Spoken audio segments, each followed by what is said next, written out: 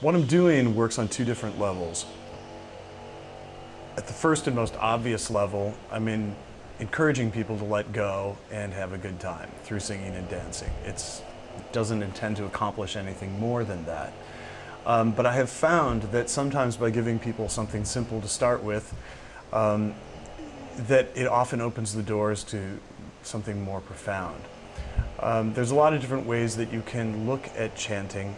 I've tended to resist putting a religious frame around it because for me that limits the spiritual.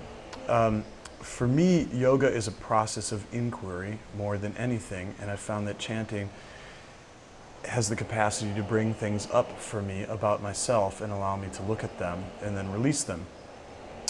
But there's also an interesting thing going on in terms of how our brain works. For me also, yoga's been a process of reprogramming myself, not only in terms of my perceptions and my attachments and my attitudes, but also literally in terms of my neural structure.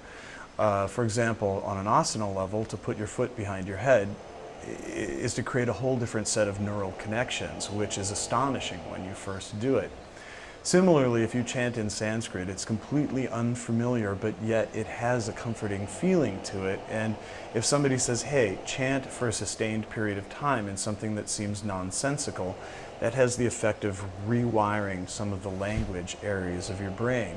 It turns out music also fires many different parts of your brain simultaneously. And when you do that, it maintains a kind of healthy functioning in the brain that helps you learn new things and unlearn old things that are maybe standing in your way.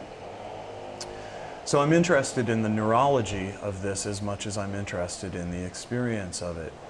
What I've found for many, many people is that singing helps them to break through to an emotional space which unblocks a lot of things that have otherwise been pent up. And yoga asks us to examine everything. It's not sufficient to become invested just in pure bliss. We have to make this whole journey within ourselves to bring everything up. I remember reading one of the Gnostic Gospels at one point in time. These are sort of the heretical, blasphemous, banned Christian texts, but which themselves give an interesting picture of something that's very much like yoga. And one of these texts says, if you bring up what is within you, what you bring up will set you free. If you do not bring up what is within you, what you do not bring up will destroy you.